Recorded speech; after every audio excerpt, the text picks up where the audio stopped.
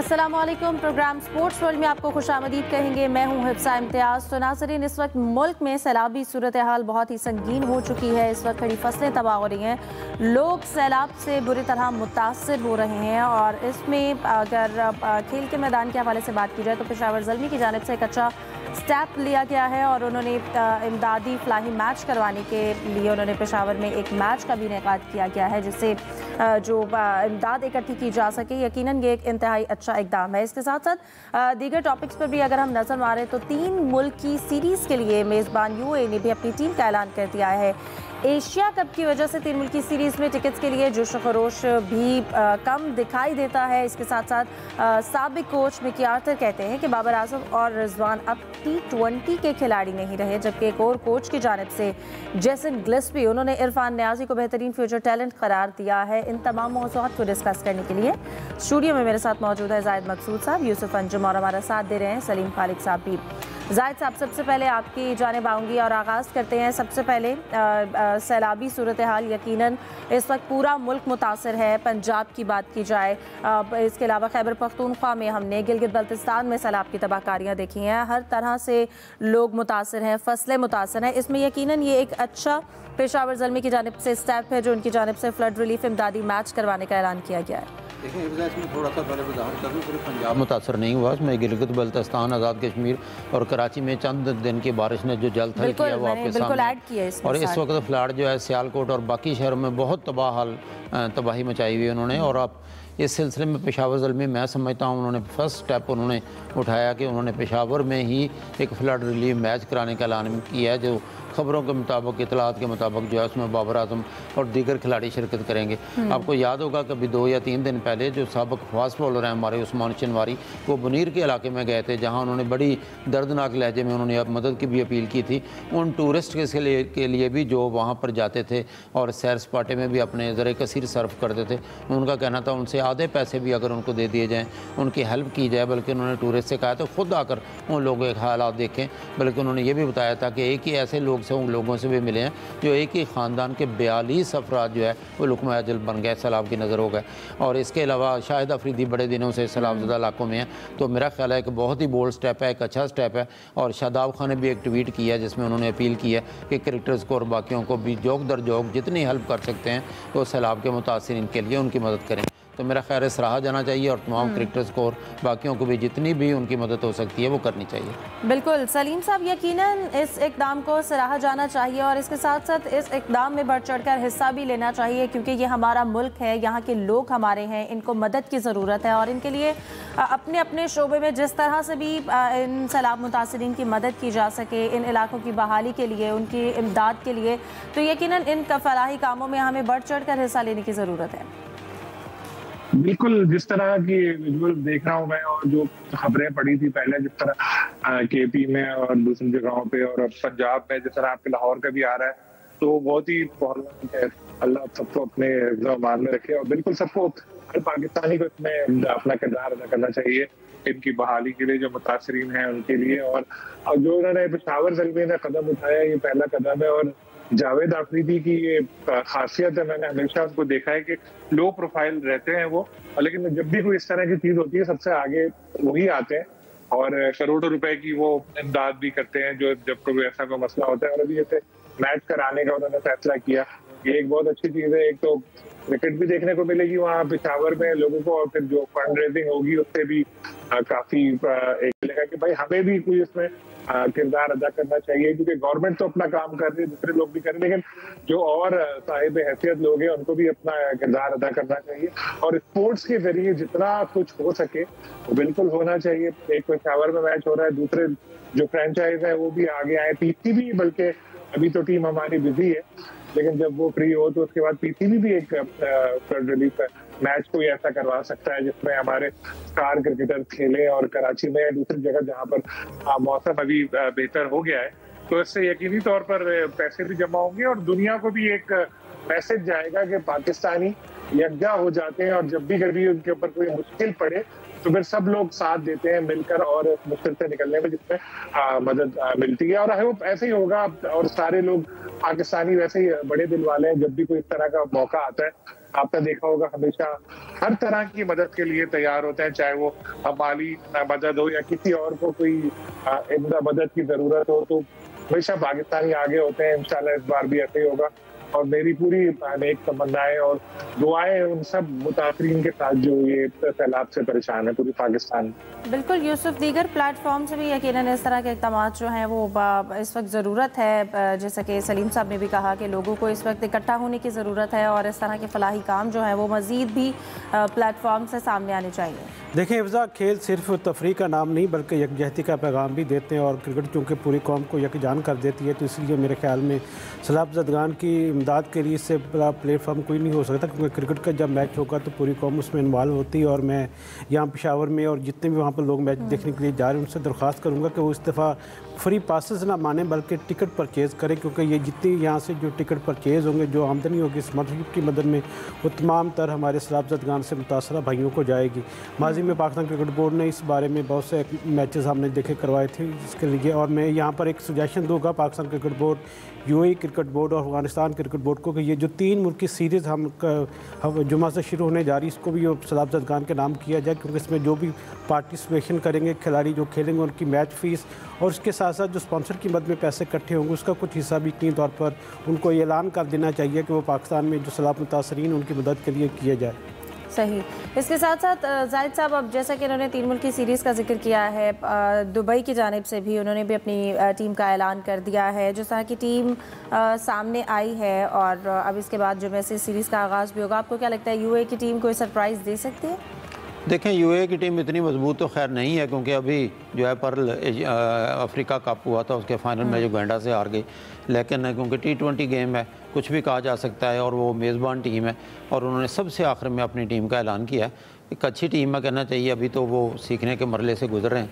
पाकिस्तान के लिए या अफगानिस्तान के लिए मैं नहीं समझता कि वो बड़ा ख़तरा बनेंगे, लेकिन कम से कम अब ये हुआ कि 3 मुल्की सीरीज़ की जो तीनों टीमें हैं वो मुकम्मल हो गई हैं और फिर अगले ही दिन पाकिस्तान का मैच है। पहले दिन अफगानिस्तान के साथ है 29 को जुम्मे को और सैटरडे को फिर पाकिस्तान का मैच यूएई के साथ है।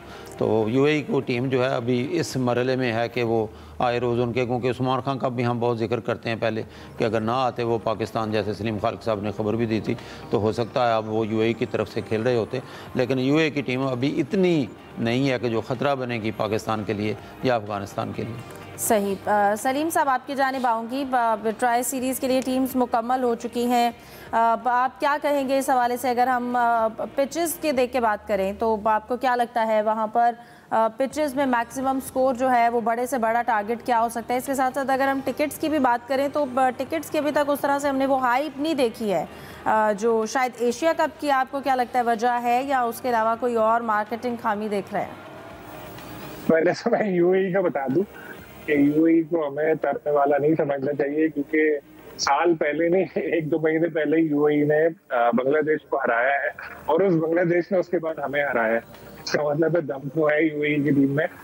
और जो आजकल हम लोगों के हालात चल रहे हैं तो उसमें तो सबसे ही बच के रहना चाहिए, लेकिन उम्मीद है कि अच्छा रहेगा। फिर आपने पिचेस की बात की, रिवायती तौर पर शारजा में स्पिनर को मदद मिलती है, लेकिन बैटर्स के लिए भी अच्छा है। ग्राउंड छोटा है, आपने अक्सर देखा होगा मैच में धक्के लगते हैं तो रोड पे गेम चली जाती है, कभी कभी वो लेके भी भाग जाता है, लेकिन आजकल कैमरे ऐसे आ चुके हैं कि वो पूरा उसको पकड़ते किधर तक गया है, वो बंदा बेचारा फिर मायूस होकर बॉल वापस ही कर देता है। यानी आपको वहाँ पे हार्ड हिटिंग भी नजर आएगी, आपको वहाँ पे स्पिनर का भी कमाल नजर आएगा। और जिस तरह स्कोर की आपने बात की, तो अभी तो एक आध मैच होता है तो शायद थोड़ा और हमें आइडिया हो, लेकिन बड़ा स्कोर बनना चाहिए वहाँ पर छोटे ग्राउंड की वजह से। और शारजा में एक मैचेस हो चुके हैं, आपको क्या लगता है वहाँ पर जो टारगेट है वो ज्यादा से ज्यादा कितना सेट किया जा सकता है और एक टीम के लिए अच्छा भी है? 170-180 तो बनने ही चाहिए। फिर आप टिकट की बात कर रही थी, तो देखें इंडिया पाकिस्तान मैच हो या कोई बड़ा इवेंट हो, उसमें तो बहुत ज्यादा शायकीन इन्वॉल्व होते हैं और आते हैं।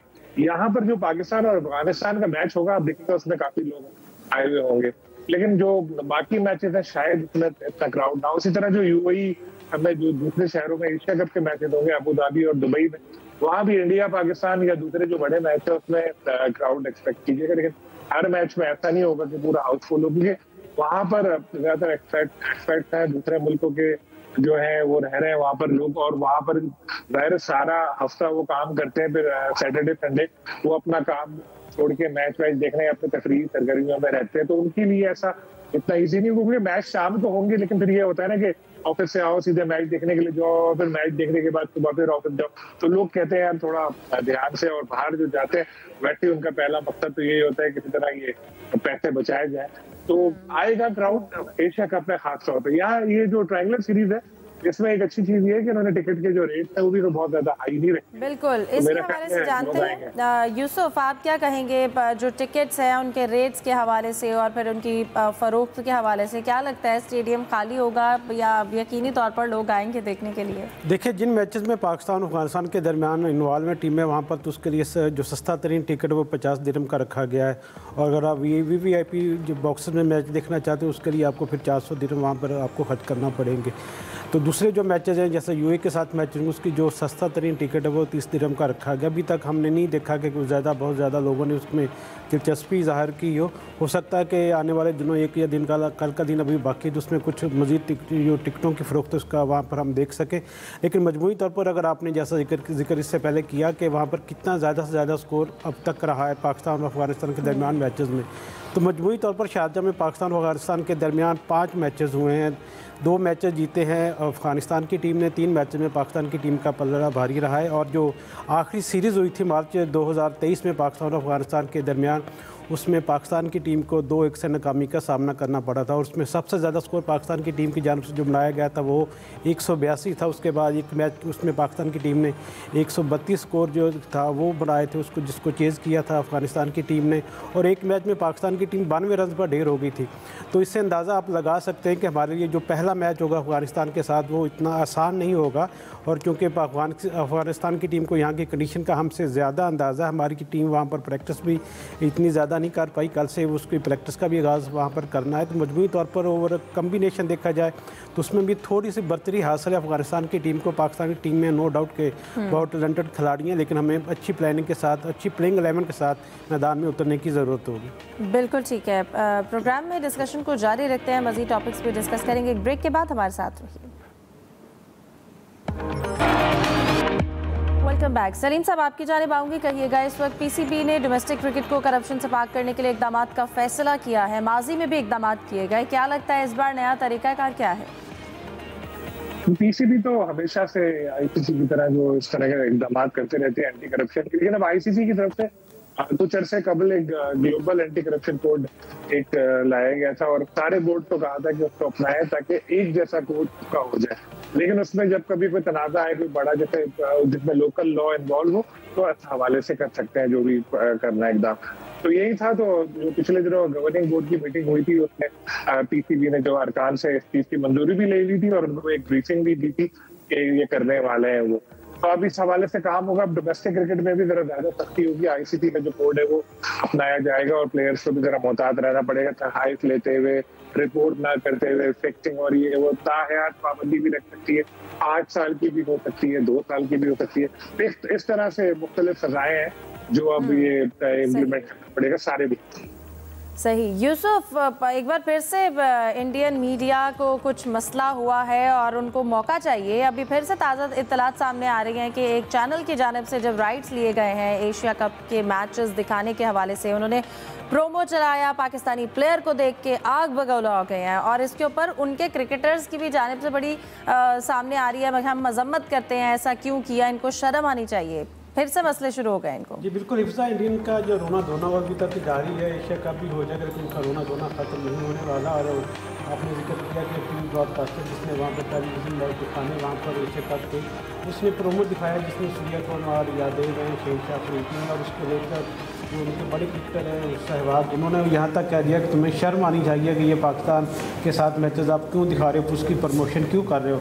और इस पर मिला जुला एक रद्दअमल आ रहा है कि जो उनके सार्फिन दूसरे भी लोग मीडिया पर हैं वो भी इस पर तनकीद कर रहे हैं कि उन्होंने ये मुतालबा किया है कि इस इदारे का ही हमें बाइकाट कर देना चाहिए जो ये मैच दिखाने जा रहा है। तो ये चीज़ें डे वन से चली आ रही हैं, इसके बावजूद जो एशिया कप है उसको मुकर्रर टाइम पर होना है और उसकी होकर रहेगा। जाहिद साहब, चैनल का बाइकआउट करने की कैंपेन चलाना, उन्होंने राइट्स लिए हैं, उन्होंने मैचेस दिखाने, आप कैसे कर सकते हैं? देखें हिफ्जा, पहले भी उनका सोशल मीडिया और मीडिया जो है तनकीद कर रहा था, लेकिन उस वक्त खामोशी इख्तियार कर ली थी जब उनकी हुकूमत ने इजाज़त दी कि हाँ एशिया कप में जो है भारत की टीम शिरकत करेगी और पाकिस्तान के खिलाफ खेलेगी। उस वक्त उनके ज़्यादातर इंडियन मीडिया किसी भी तरह से बाज नहीं आ सकता है। प्रोग्राम का वक्त खत्म हो जाता है। आप तीनों को बहुत शुक्रिया, दीजिए इजाज़त, अल्लाह हाफिज़।